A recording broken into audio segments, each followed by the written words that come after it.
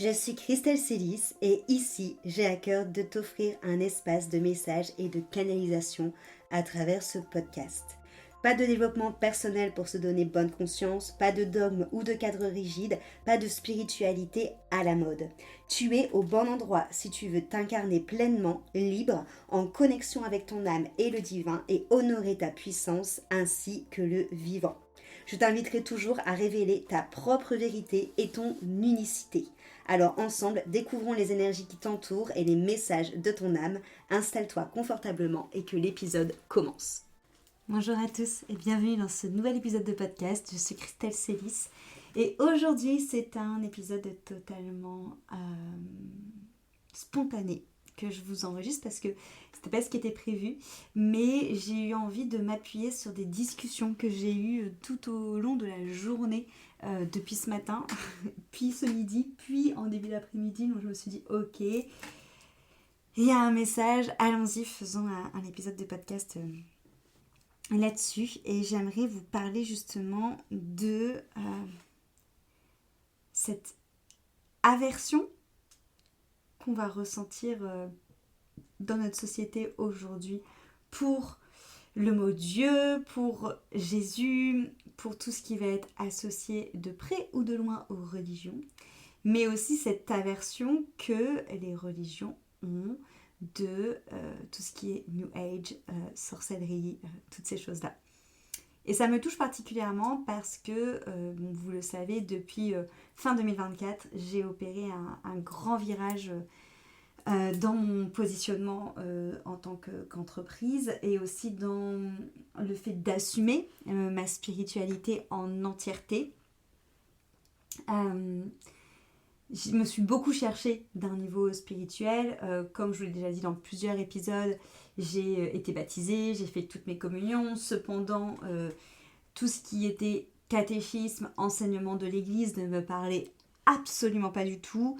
Et par le côté que je trouvais vieillissant et poussiéreux de mon prisme à moi quand j'étais enfant, et aussi par cette sensation de quelque chose de très rigide et de très archaïque, de c'est bien, c'est mal, paradis, enfer, enfin de très, j'ai envie de dire, bipolaire et de très séquencé et de très punitif finalement.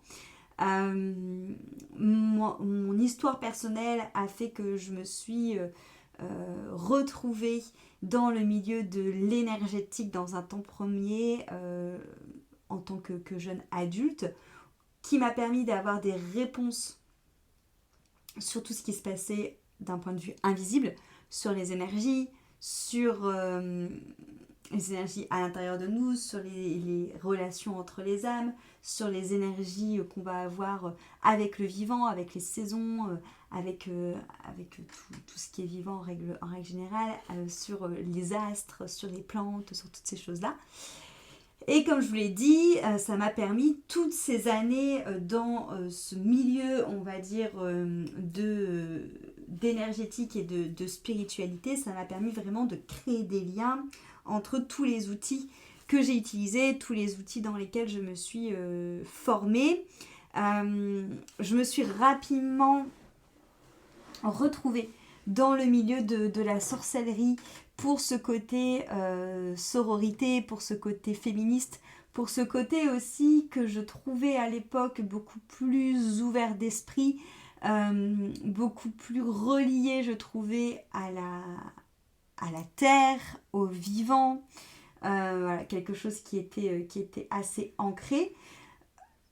Cependant, en effet, j'ai assez rapidement déchanté quand je me suis rendu compte que dans ce milieu-là, il y avait toujours la même chose que dans la religion finalement, des guerres de chapelle, qui avait aussi un côté qui était très rigide, qui avait aussi un côté qui était très c'est bien, c'est mal, si tu fais pas ça, tu seras puni. En fait, c'est exactement, enfin en tout cas, moi de mon expérience personnelle, exactement la même chose que les discours de l'église. Et donc ça ne me satisfaisait pas d'un point de vue de vouloir développer ma propre connexion à l'invisible, ma propre connexion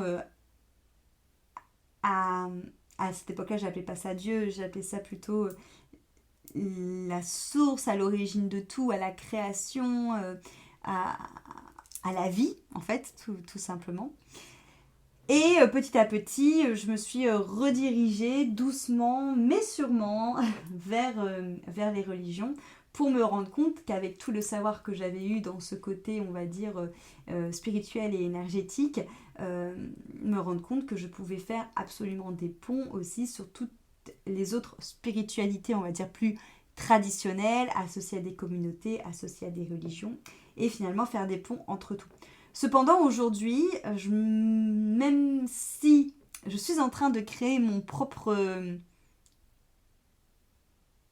espace, je me retrouve quand même encore dans une sorte de cul entre deux chaises. C'est vraiment mon expression du moment, ça. Parce qu'en fait, je suis confrontée à énormément de fermeture d'esprit et énormément de... Comment je vais dire ça? Ouais, de barrières, énormément de refus face à ces deux sujets. Dans le sens où aujourd'hui, pour les catholiques, je suis clairement une hérétique. Euh, pour tout le côté New Age, je mets tout le monde dans le même sac quand je dis ça pour le coup, je suis clairement une personne qui a vrillé dans les religions et qui est devenue catholique. Et en fait, il y a une part de moi qui trouve ça fou, cette faculté qu'a l'humain à encore une fois rejeter et diviser, à ne pas être dans la communication, dans l'ouverture d'esprit et directement à juger. Alors qu'il y a tellement de nuances dans tout et qu'en fait on est tellement tout le temps à reprocher à l'extérieur justement de nous avoir stigmatisés, de nous avoir entrés dans des cases, de nous avoir rejetés et en fait on fait exactement pareil tout le temps.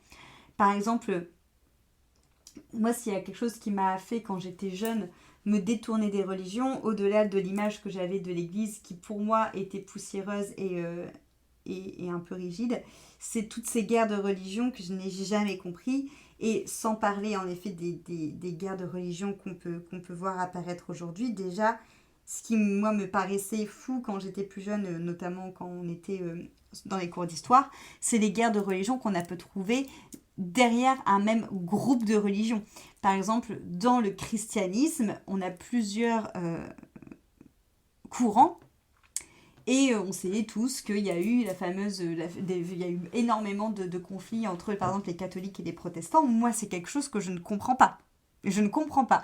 Et en fait, il y a vraiment quelque chose que je trouve ahurissant dans l'être humain. C'est cette notion de vouloir à tout prix avoir raison. C'est cette notion de vouloir à tout prix imposer son point de vue.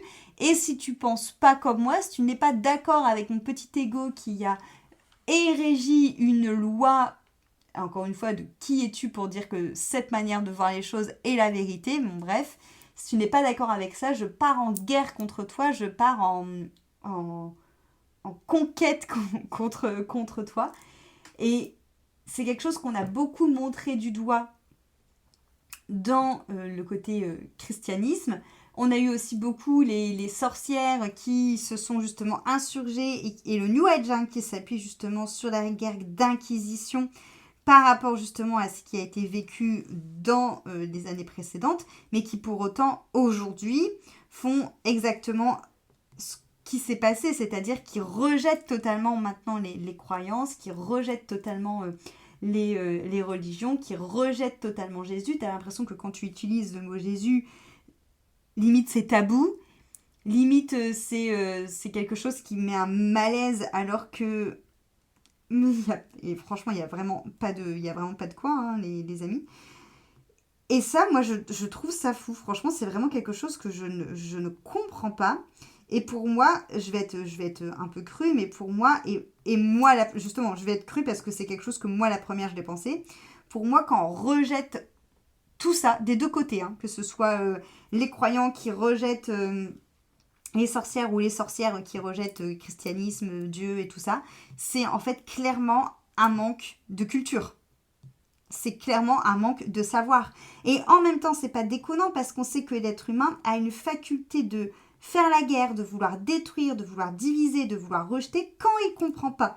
Donc, au bout de toutes ces années qu'on est sur Terre, après toutes ces guerres, après toutes ces non-compréhensions, est-ce que ça serait pas le moment, les amis, de, au moins, pour une fois dans notre vie, acquérir enfin un peu de sagesse et de se dire, ok, attends, je comprends pas un truc, plutôt que de vouloir imposer ma vision des choses et lui montrer que j'ai raison, pourquoi est-ce qu'en fait, tout simplement, j'essayerais pas peut-être de me renseigner ou d'être un peu moins bête que ce que je suis et d'apprendre des choses.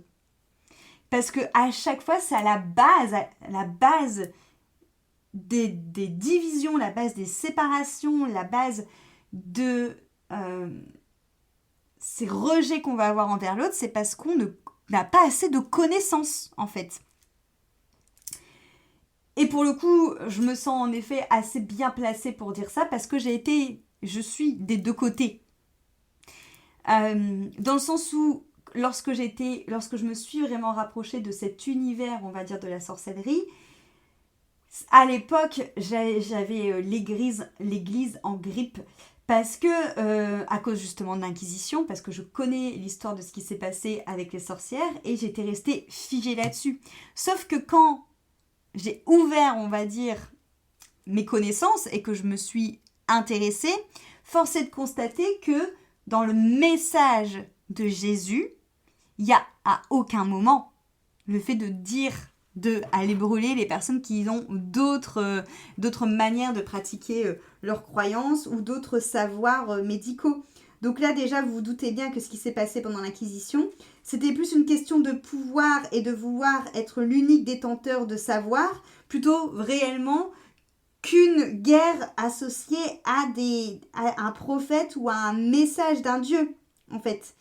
Et c'est là où aussi j'avoue que je suis en colère contre ces personnes-là qui sont été à l'origine de tout ça, c'est que pour moi c'est des personnes qui étaient censées servir Dieu, qui étaient censées servir Jésus et qui ont juste sali le message de Jésus, qui ont juste sali l'image de l'Église aussi, parce que pour moi l'Église a du mal encore de se débarrasser de toutes ces ombres qui lui collent à la peau, mais des ombres qui ont été données à cause de qui ? À cause des personnes qui ont voulu se servir de la religion pour amener le pouvoir, pour amener une domination.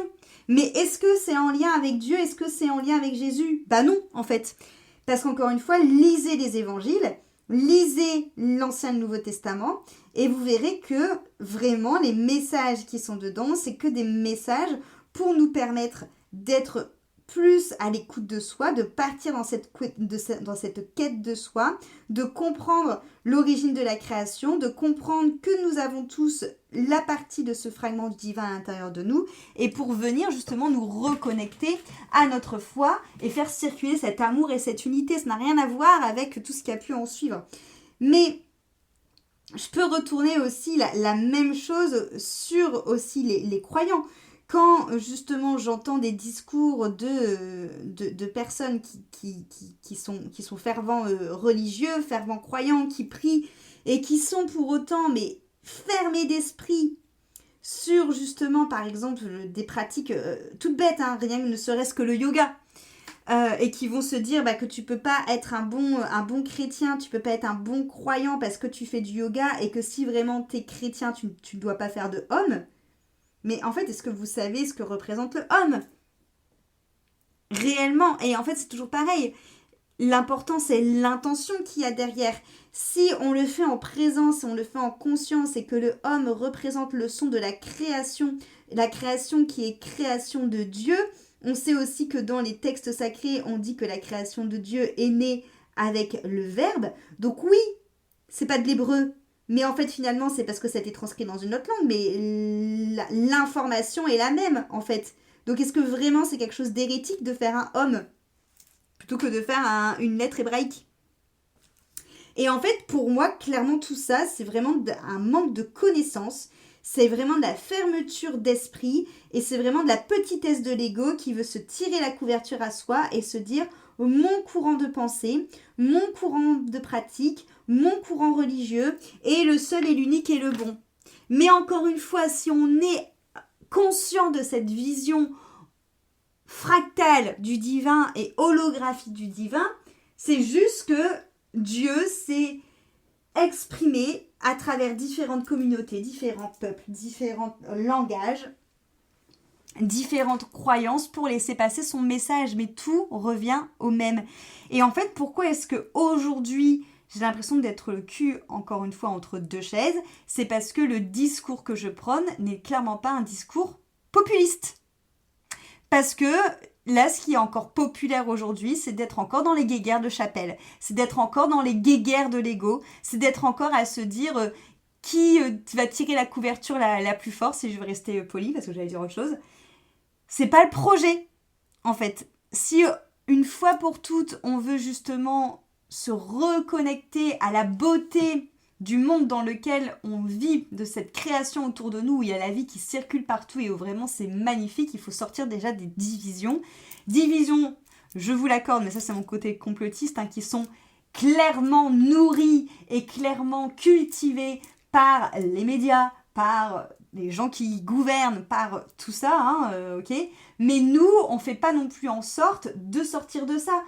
Et clairement, le savoir, c'est la richesse que vous avez pour pouvoir arrêter de vous faire manipuler et pour pouvoir arrêter d'être dans des guerres de clans et reprendre justement votre souveraineté. Et votre souveraineté, elle part déjà sur le fait que reprendre son pouvoir, c'est être sachant. Et lorsqu'on s'ouvre finalement et qu'on décide de ne pas être juste enfermé dans sa petite case, et ben là, on se rend compte en fait qu'il y a quelque chose de beaucoup plus grand qui est notre créateur, qui circule à l'intérieur de nous, qui nous permet d'avoir cette reconnexion à notre âme, à notre verticalité, qui nous permet d'avoir notre cœur qui devient boussole et qui s'ouvre, qui nous permet de ne plus être dans un état de survie, mais qui nous permet de vivre pleinement, qui nous permet de pouvoir entrer en communion avec le vivant de multiples façons, de multiples pratiques que vous voulez, tant qu'elles vous ressemblent, tant que ça vibre juste pour vous, et tant que ça a du sens pour vous.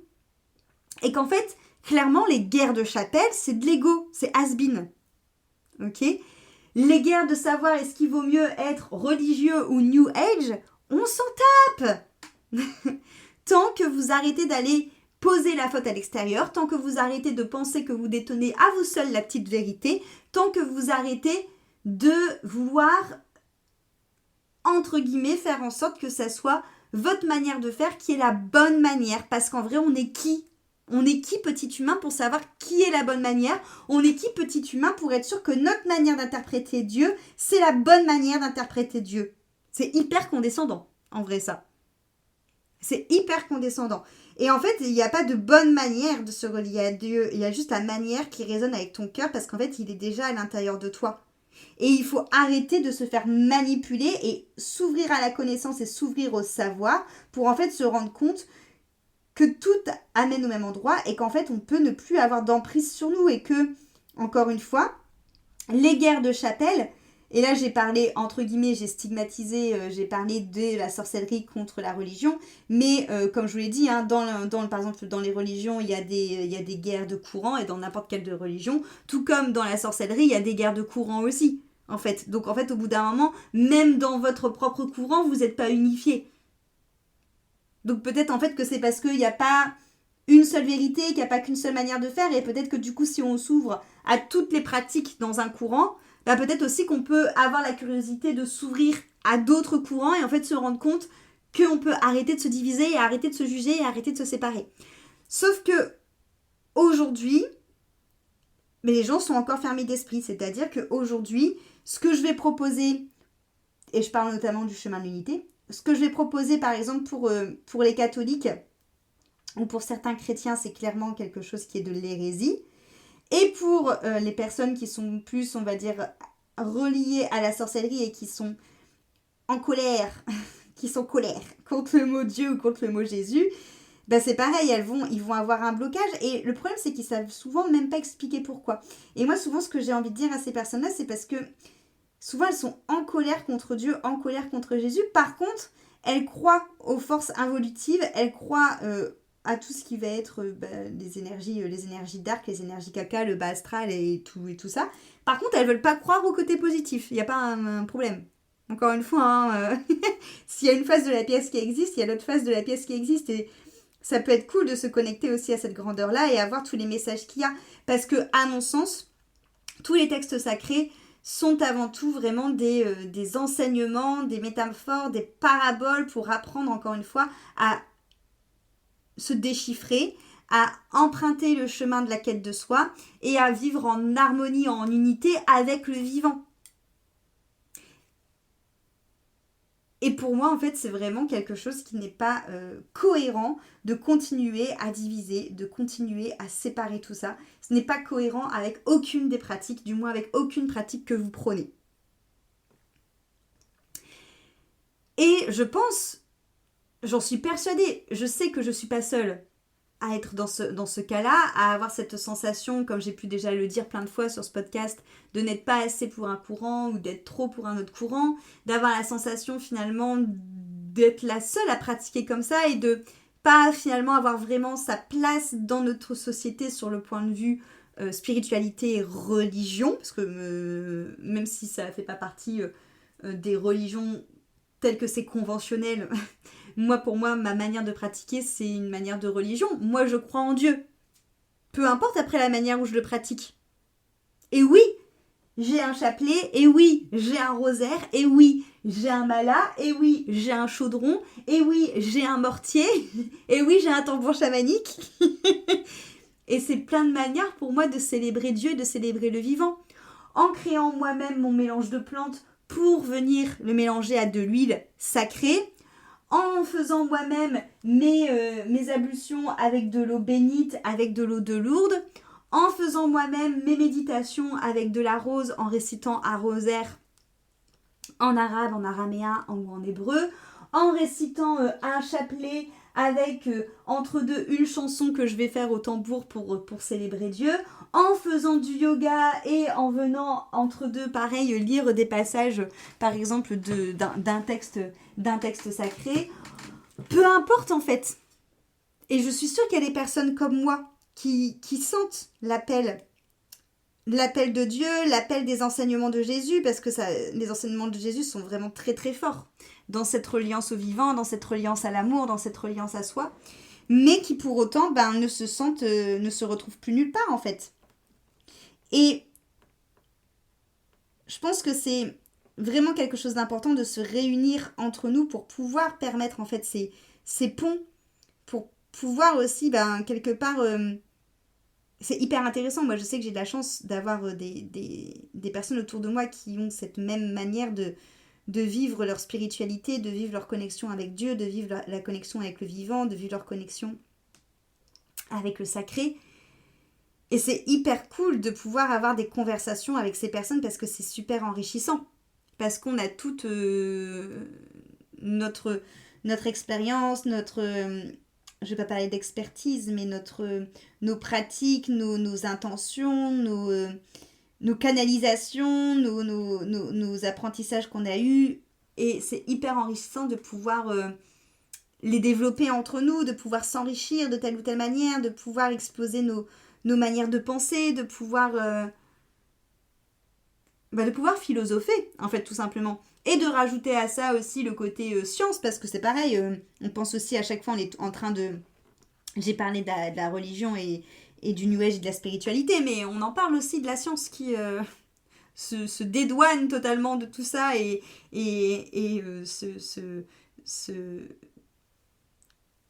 s'éjecte de ces courants, alors que la physique quantique et la neuroscience expliquent parfaitement tout ce qui se passe dans ces domaines-là. Donc c'est vrai qu'en plus, quand on peut rajouter ça pour enrichir les discours, c'est hyper intéressant. Et pour moi, il n'y a rien d'hérétique là-dedans. Il n'y a rien non plus de...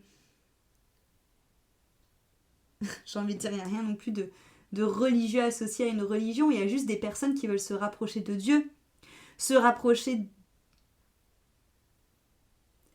de leur essence, de leur origine, de leur âme.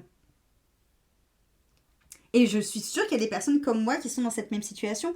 Je pense juste qu'en fait, on est tellement dans une société qui a l'habitude de diviser, qui a l'habitude de séparer, qui a Et en plus, ce qui a toujours fait, on va dire, c'est sa domination là-dessus. Hein. Ça a toujours été. Hein. Il suffit de remonter en 2020, ils nous ont encore séparés. Je ne vais pas dire les mots pour pas faire sauter ce podcast, mais vous voyez très bien de quoi je parle. On est toujours dans une association de diviser pour mieux régner. Et c'est toujours passé par la spiritualité. Donc peut-être aussi que ça serait bien d'arrêter de se faire manipuler et d'une fois pour toutes être dans cette notion plutôt de s'enrichir les uns les autres et d'arrêter d'être divisés. Et ça ne veut pas dire que... En fait, ce que je veux dire par là, c'est que ça ne veut pas dire que un chemin est plus légitime que l'autre ou qu'un chemin est mieux que l'autre. Ça veut juste dire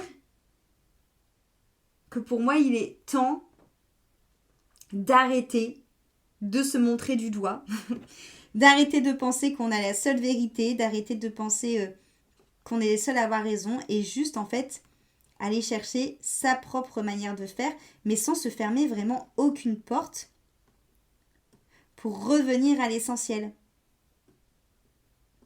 Et de sortir aussi du passé, de ce qu'on nous fait avaler, de ce qu'on nous fait croire, des égrégores associés à certains mots, de l'histoire associée à certains mots, venir transmuter tout ça, transmuter l'histoire de vie passée, l'histoire de nos ancêtres, et venir finalement s'enrichir et transmuter en alchimisant, c'est ce qui nous est demandé aussi quand on fait des expériences d'âme avec notre âme. Le but après, c'est justement d'arrêter de nourrir ces divisions et de venir transmuter, de venir changer ça, de venir changer ces points de vue-là, peut-être en s'ouvrant, peut-être en changeant la recette, peut-être en créant une nouvelle recette, mais quelque chose qui nous ressemble beaucoup plus. Et du coup, je pense que ce chemin met plus de temps à s'ancrer, parce qu'encore une fois, c'est des années de conditionnement, c'est des années de division, c'est des années de manipulation de masse, c'est des années aussi d'enfermement dans des cases. Parce que c'est, comme j'ai pu le dire dans plein d'épisodes de podcast, c'est juste d'autres cases. Et en fait, moi, mon rêve, c'est qu'on bazarde toutes les cases pour créer notre propre rapport à Dieu, notre propre spiritualité. Parce que je suis persuadée que l'homme a besoin de spiritualité.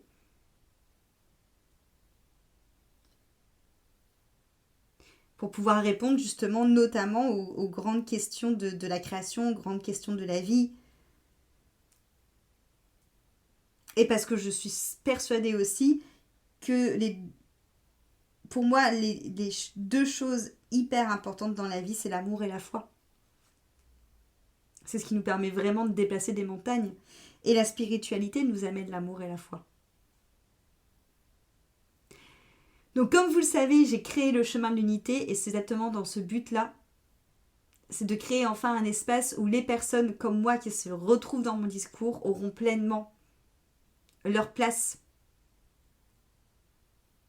d'hérétique d'un point de vue des religieux et leur place de religieux d'un point de vue du New Age. Parce qu'en fait c'est ça, c'est comme si que choisir ce chemin d'unité, c'est en fait plonger dans toutes les étiquettes, par ouverture d'esprit, par curiosité, par cette volonté de se rapprocher encore plus de Dieu, encore plus des enseignements des prophètes, encore plus des enseignements d'amour de Jésus, encore plus de l'unité, encore plus de notre cœur, encore plus de notre conscience, encore plus de notre présence, encore plus de notre âme. Parce qu'il y a tellement de beauté dans tout ça. De revenir aussi aux sagesses, bien avant tout ça. Les sagesses chamaniques, les sagesses de l'Égypte ancienne, les sagesses araméennes. Et de prendre finalement toutes ces étiquettes, de plonger dans tout ça pour en fait finalement se dépouiller, se déconstruire toutes ces étiquettes. Pour en revenir à la source et surtout revenir à votre propre manière de connecter au divin, de vivre votre spiritualité. Parce qu'aujourd'hui, il n'y a pas d'espace pour des personnes comme nous. Et j'ai à cœur de justement planter cette graine pour créer un chemin pour qu'on puisse enfin avoir un espace safe où on vient s'enrichir de différentes conversations, de toutes justement de tous nos sentiers qu'on a traversés jusque-là, de toutes les fleurs qu'on a pu ramasser, de toutes les expériences qu'on a faites, de toutes les conversations qu'on a pu avoir, pour en ressortir encore plus grand, encore plus connecté à plus grand, encore plus connecté à Dieu.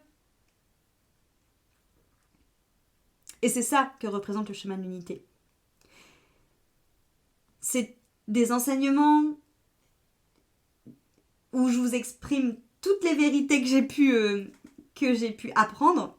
Vous avez bien compris que du coup, il n'y a pas de vérité, mais toutes les grilles, des différentes grilles de lecture, pour que tu puisses regrouper toutes les informations, pour que tu puisses déconstruire l'image de Dieu que l'humain a figée avec son petit ego et avec ses grands idéaux, pour revenir finalement à une vision de Dieu, une vision de notre reliance au sacré, à la création, au vivant, à notre âme, beaucoup plus simple, beaucoup plus fluide, qui te ressemble et qui est à l'intérieur de toi. Donc ça se présente sous forme de plateforme en ligne. Et je te mets toutes les informations dans la description de ce podcast pour que tu puisses voir notamment le programme et comment ça se passe. Mais c'est vraiment quelque chose qui me tient à cœur qu'on puisse se libérer en fait, parce que pour moi tout ça c'est des sortes de prisons, non ? Et ça veut pas dire que ça remet en question nos foi, nos pratiques, que ça remet en question nos convictions. C'est juste que ça nous permet de nous ouvrir à autre chose. Et d'arrêter de faire des guerres de chapelle et des guerres d'ego. Et de sortir aussi de, encore une fois, tous les égrégores et tous les carcans dans lesquels toutes ces pratiques ont été enfermées. Pour re-rendre de la liberté à ces textes sacrés, à ces sagesses, à ces enseignements, à notre spiritualité. Et qu'elle soit unique. Tout comme notre rapport à Dieu pour chacun est unique. Voilà. Je vous remercie de m'avoir écouté. On se retrouve jeudi pour un nouvel épisode. Cet épisode t'a plu, pense à lui laisser une jolie note sur ta plateforme d'écoute de ton choix et aussi de le partager aux personnes à qui il pourrait être utile.